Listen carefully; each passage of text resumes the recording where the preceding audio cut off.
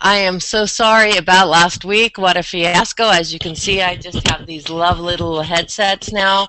Um, I'm just going to do a little test just for fun. I'm going to unplug my little headset and see if you guys can hear me at all. So just for the heck of it, maybe a miracle has happened. Anyway, hold on one second here. I'm going to unplug these.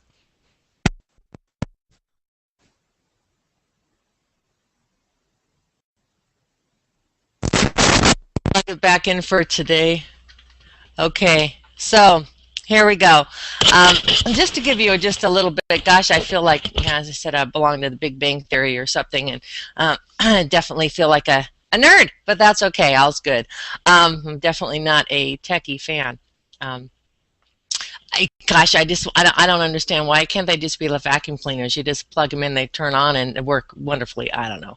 Um, Okay, so I'm just going to give you a brief overview on myself and how I kind of got involved in all this. Basically, I think I was born to do this. See, when I was first born, I was a very sick little girl. Not to get into a lot of the details, but basically, if you ever heard of The Boy in the Plastic Bubble, basically, that was me. I'm kind of showing my age, even though that movie came out when I was, actually, um, it was out after I was in school. But anyway, I was a very sick little girl. So my parents decided not to put me in a bubble, but to see if I would survive because they wanted me to be able to have human touch. So anyway, as I said, I was in and out of hospitals all the time. I was not able to do a lot of the things that normal kids did. However, I really was unaware. I don't want to say I was unaware that I was sick because I felt horribly guilty with how much time my mom had to spend with me, etc. But when I felt good, I just loved life. And I guess what I want to say is I didn't. I loved life. I didn't have any. Didn't want anyone to feel sorry for me because I was doing good. You know, I was just sick all the time. So it was just, I didn't know any different. So I love doctors and nurses. I just thought they were just absolutely amazing. In fact, some of the medication they put me on made me hallucinate. I don't remember the really, really bad ones, but I remember my mom would wake me up in the middle of the night when I was really sick and walk me down the hallway or carry me down the hallway. And I remember seeing ghosts in the hallway. But those ghosts were good ghosts because the doctors and nurses had killed all the bad ghosts in a war. Where I got that, I don't know. I must have had a dream at one point in time in my childhood. But doctors and nurses, they were my heroes. As I said, I felt horribly guilty with how much time my mom had to spend with me. On lots of holidays, she had to stay home with me because I was sick and she wasn't able to go to the family functions.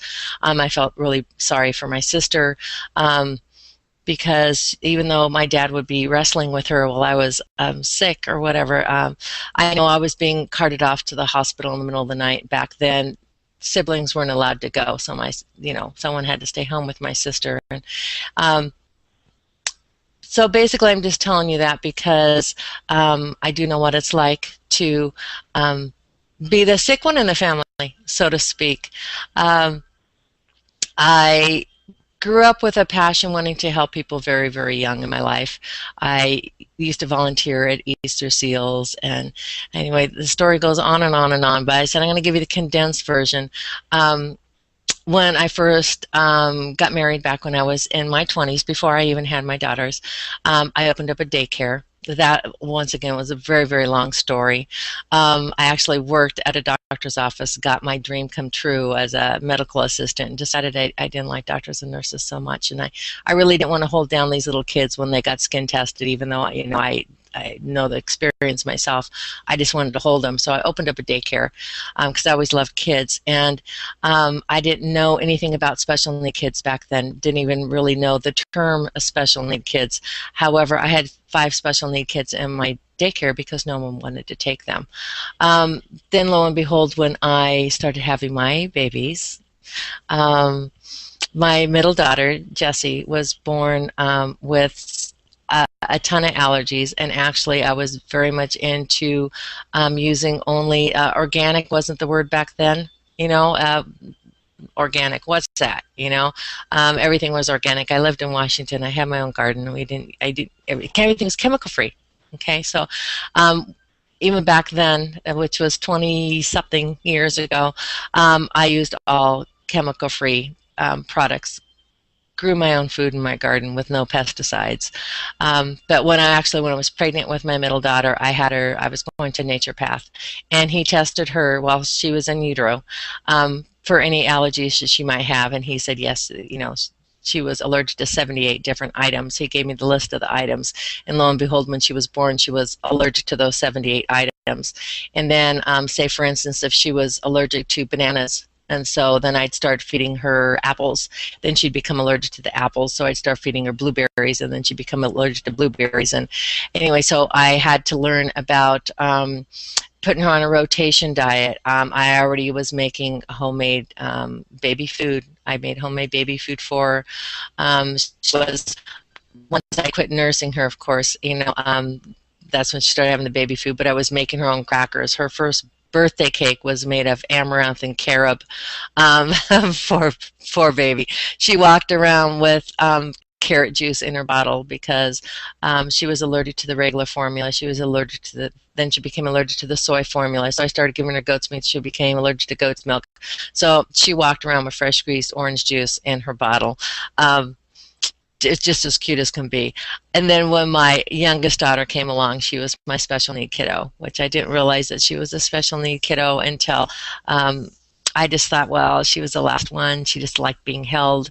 But basically, I had an infant for 2 years when she was 1 and she wasn't walking yet. They took her to a specialist, and then they said, okay, she's not talking, and took her to a speech therapist, and there we go. There started my passion for working with special need kids.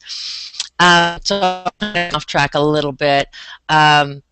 But my passions for health and wellness started way back when. I was in my early 20s when I started having babies. When Jesse was born with all those allergies, I became very, very involved in I said making homemade baby food and how to make your own crackers and gluten-free cooking. I started studying acupressure and iridology and reflexology and body work and massage, and I could go on and on and on. The more I have learned about our bodies, the more fascinated I have become. God has made us absolutely amazing.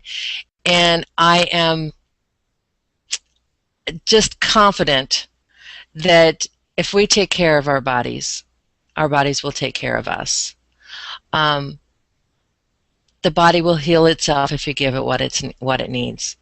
The thing is, these days we are just bombarding our bodies with poisons, and it is an onslaught of harmful things we're putting in our body, on our body. We're inhaling them. It's just continuous, and our bodies cannot take all that poison, which is why there's so much illness and disease these days. And I'm getting off track from what I was going to say earlier today, but I'm just going to say one thing about toxins because we will talk about them more down the road.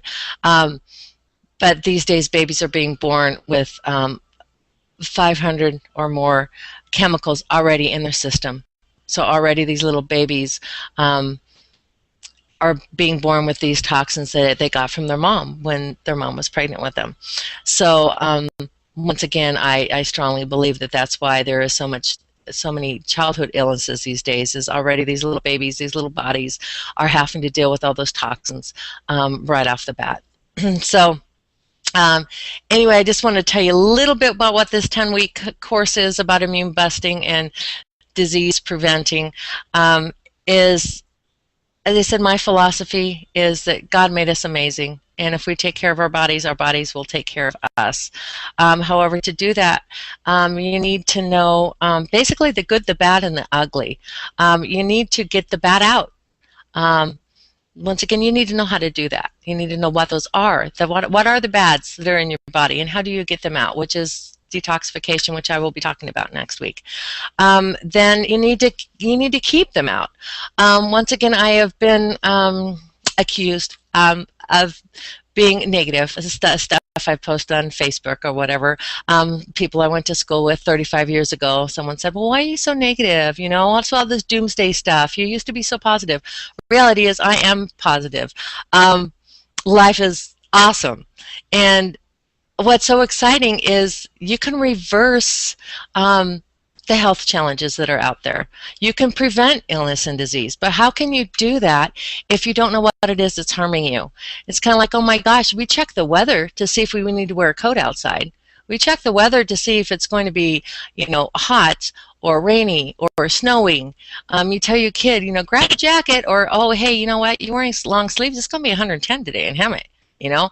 Why do we do that is because it's uncomfortable, and gosh, wear that coat when it's snowing outside or raining outside or is freezing outside because you don't want to catch a cold. So we will do that. That's not negative to say, oh, it's going to snow today. Is that negative? No. You want to know. You want to know if there is an axe murderer that just got out of jail and moved in next door, or a sex offender. Where do they have those things? Not to be negative, but we want to know. We want to know what it is that's harming us out there. So once again, how can you avoid the things that are harming your body if you don't even know what they are? So that is, you know, the bad and the ugly. But as I said, the good thing is that you can reverse all this, and it's just the little daily steps that you do. And I'll talk about that in just a second. So my goal in these next few weeks is to make this easy and simple. It doesn't have to be, so many people get totally overwhelmed. They don't know where to start. There is so many deceitful media and advertising. They know darn well that they're deceitful. I mean, my gosh, just look at the soda commercials. I mean, you watch American Idol, and they're all sitting there with their Coke can in their hand, or I think last year it was even Pepsi. I don't know, but you watch the sports figures, and they've all got their energy drink, whether it's Monster or Rockstar or whatever it is, and we are finding out all more and more all the time how these are causing serious health problems to our youth. But yet the idols, these kids as idols, are all walking around with, you know, this drink in their hand that they could die from, you know, down the road. Are they going to keel over tomorrow? Probably not. However, you hear all the time about professional athletes that are dying on the field or having serious things happening to them. So once again, you got that clever advertising. You watch those commercials, well, that Pepsi commercial, whatever, and they're like, hey, you need more energy? You know, drink this. It's going to give you energy. No, it's not. It's going to cause you health problems. But so there's clever marketing. They're purposely deceitful, but you don't know. As something says, on licorice, so to speak, have a big sign on it saying, fat-free. Okay, you know what? Licorice has always been fat-free. It's just full of sugar. So sugar doesn't have fat in it. And then they say fat-free. They just add more sugar to it. They add more chemical crud to it to make it taste better because they've taken out the fat. Once again, just clever marketing lies. Are these days organic and chemical-free is becoming more and more popular all the time. So what are companies doing? Well, they're getting smarter. They're putting natural da-da-da-da-da on it, or herbal bait, you know, to make you think, ooh, cool, but it says natural right on it. You know, it's got to be okay. No, it's not. They just threw that label on there to make you think that it's okay when it's not. So we're going to talk about that. As I said, I want to make this easy and simple for you to boost your immune system and prevent that disease and reverse any health challenges you currently have. Also to show you how to make it affordable, because lots of people I hear all the time, well, I just can't afford it. Oh yeah, you can. You can. You could actually save money. So there's lots of people out there that they look for a pill for every ill, so to speak. And then they turn around and they take that pill, and then they have to take another pill to cancel the side effects that they're having from that pill, and then they have more side effects, so they have to go get another pill, and it's just a vicious cycle. Once again, I can help you to where you don't get stuck in that cycle of, I mean, my gosh, you just watch the commercials and people joke about them. You listen to the side effects, it's like, oh, we got a runny nose? Here, take this stuff that's going to cause you all these other problems. Anyway, so sorry about my phone ringing. I didn't even think of that one. It's my awesome daughter. I had to call her back. Wonderful Jessie. She's in college. So I wanted to give you a little analogy. Is your body is like, sorry about the phone again, guys. Your body is like a garden. And what I mean by that is, if you take a garden and you throw some seeds out there, whatever, I don't care if it's a flower garden or it's a vegetable garden. Okay, and you put those seeds out there. Now, if you walk away from that garden and you do not tend to that garden, you do not nurture that garden, what's going to happen? Is anything good going to grow out of it? Are those flowers going to grow, or are those vegetables going to grow, whatever it is that you put in there, those herbs, whatever it is? No, you need to water those seeds. Many people I'd say probably the people that are watching this right now, I would say 95 at least percentage of you right now are dehydrated. You don't even know it. You need to be drinking at least, take your body weight, divide it by 2. That's how many ounces of water you need every single day just for your body to function properly. Did you know that just being 1% down in your hydration will start affecting your brain, and you won't be able to think clearly. So even right now when I'm going, reality is I should drink some water. And the kind of water you drink is extremely important too, but that once again is for a whole other subject. Then you need to, if you're going to plant a garden, I know most of you will fertilize that ground. You know, you're going to find out what that particular plant needs, and you're going to go down and you're going to buy the nutrients that that particular plant wants, and you're going to fertilize it. That's giving it the proper food that it needs. Once again, if you're not giving your body the proper food that it needs, it's not going to thrive. And let's say you water, you fertilize it, it's getting lots of sunshine, which once again you do need sunshine, and then it starts to grow, and then you walk away from it for however long. You go on vacation. You don't hire someone or have a friend come over and take care of that garden for you while you're gone. What's going to happen to that garden? It's going to start dying. And eventually those weeds are going to come up and they're going to start choking out those plants. And pretty soon you're going to come home and plants are going to be dead, you know, or not very healthy. And those weeds are going to be having a heyday. So once again, you've got the good, the bad, and the ugly. You need to take care of your body. Most people think that I'm going to draw a little, I was looking for some of my school supplies because they do come in handy, being having been a teacher. School supplies come in really handy. I was looking for my little whiteboard. Of course, I couldn't find it this morning. But most people think, oh, you can see this?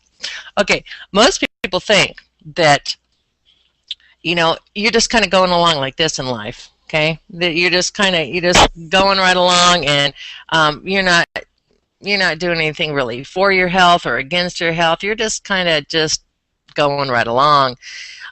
Maybe you're saying, okay, well, okay, I'm getting older, so I'm going down a little bit. But for the most part, you're saying, okay, you know, I'm not really doing anything harmful to my health. I'm not really doing anything for my health. I'm just kind of just straight lining it here. When reality is you are never just going straight. Nothing is stagnant. Everything is either getting better or getting worse. Okay, so your health,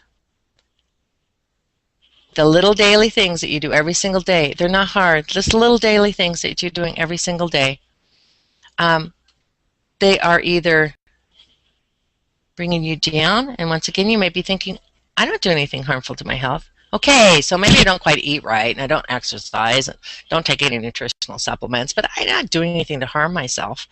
Reality is, yeah, my guess is you are. Are you using personal care products that have toxins in them? Are you drinking the right kind of water? Let's see, are you taking nutritional supplements? Make sure your body has what it needs. If you're not exercising, the good old saying, use it or lose it, is happening. What about what you put on your body? That shampoo and that conditioner and the pesticides and the food that you eat. When you eat that steak, does it have hormones and antibiotics? And the food that you eat, is it highly processed food, or is it the way God made it? In other words, does it have pesticides, preservatives, chemicals, dyes? If that's the case, your health on a daily basis is going down. You might not have any problems right now, but if something doesn't change, you will. Then on the other hand,